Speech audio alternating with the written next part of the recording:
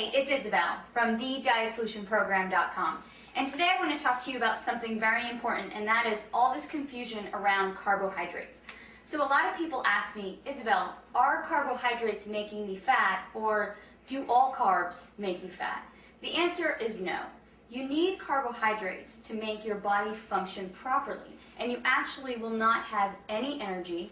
Your brain and your spinal cord will not function well if you do not eat carbohydrates. Now, exactly what is a carb? Carbs can be things like bread and pasta and potatoes, but they're also fruits and vegetables and some beans.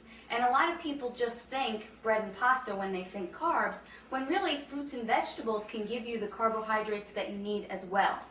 So when you eat a carbohydrate, your body takes them and breaks them down and creates glucose.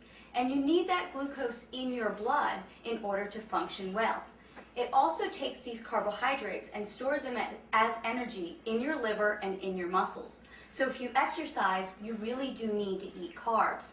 The problem is that a lot of people are eating an overabundance of carbohydrates, especially in the form of processed foods and baked goods and different breads and a lot of pasta. And that's where we're going wrong. Another thing that happens with carbohydrates is they turn into glucose, and if your body doesn't use them, then it turns them into fat.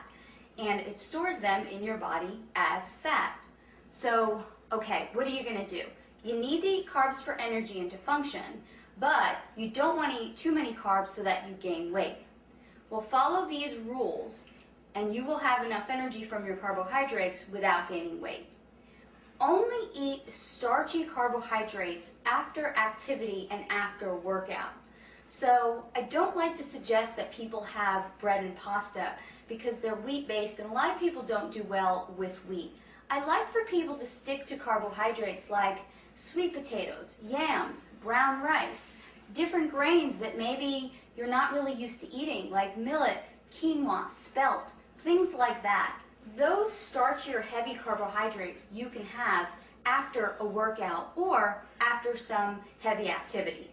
The other carbohydrates, fruits and vegetables, you can have with every single one of your meals.